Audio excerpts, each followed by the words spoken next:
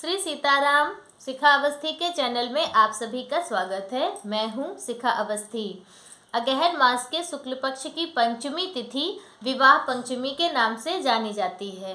तो यह विवाह पंचमी के नाम से क्यों जानी जाती है? क्योंकि भगवान श्री राम और माता जानकी, माता सीता का विवाह इसी तिथि को संपन्न हुआ था। तो इसीलिए संपूर्ण भारतवर्ष में जहाँ जहाँ भी भगवान के मंदिर हैं, श्री सीताराम जी का मंदिर है, या उनके भक्त अपने घरों में भी भगवान श्री सीताराम जी का विवाह महोत्सव बहुत ही हर्षोल्लास के साथ में मनाते हैं। उनके वैवाहिक वर्षगांठ के रूप में यह महोत्सव मनाया जाता है। तो इस महोत्सव को हमें कैसे मनाना है, और जिनके विवाह में किसी भी तरह की कोई रुकावटें आ रही हैं, विघ्न आ रहे हैं, विवाह उनका नहीं हो पा रहा है, तो उसके लिए 2 छोटे उपाय हैं जिन्हें करके आप उन विघ्न बाधाओं को दूर कर सकते हैं। और जिनका वैवाहिक जीवन सुखमय नहीं है, किसी तरह की उनमें भी विघ्न आ रहे हैं और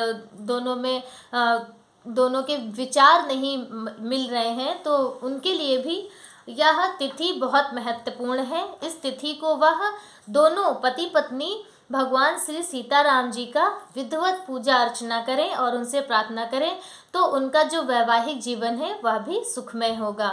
यह विवाह पंचमी सभी वैवाहिक जोड़ों के लिए और जिनका विवाह नहीं हुआ है उनके लिए भी यह बहुत ही महत्वपूर्ण तिथि है।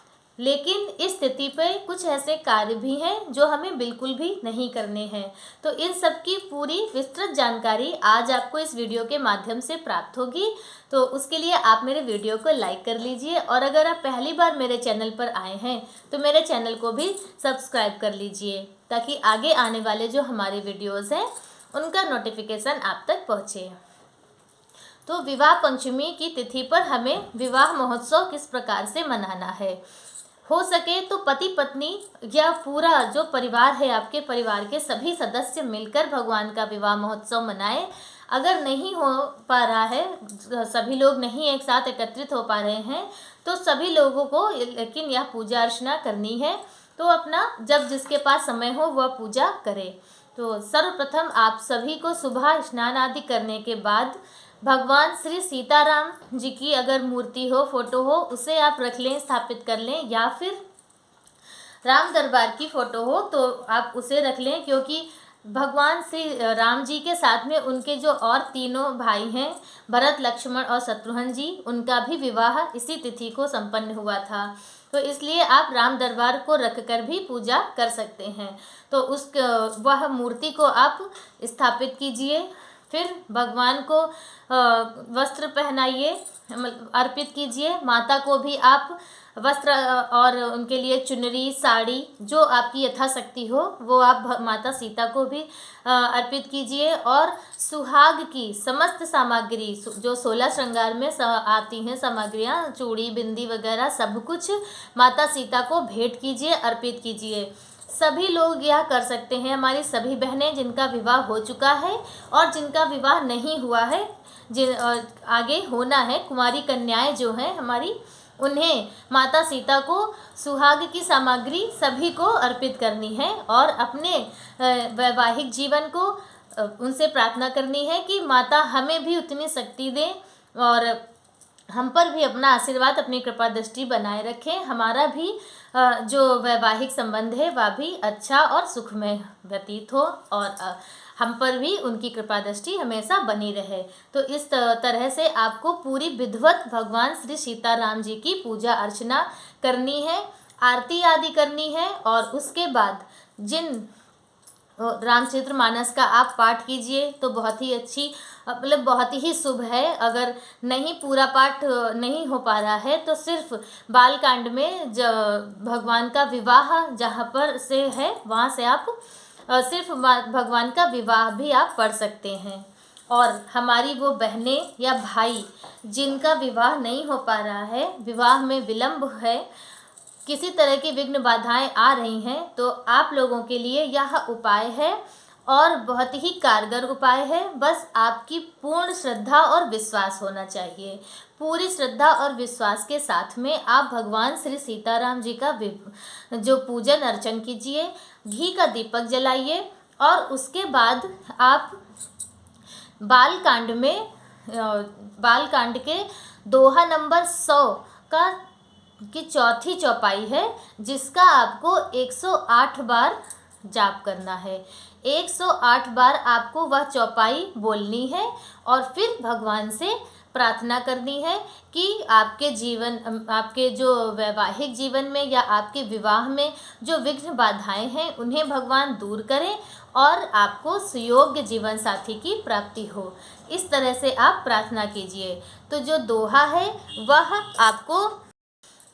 आपको रामचरितमानस के बालकांड के दोहा नंबर 100 की चौथी चौपाई है।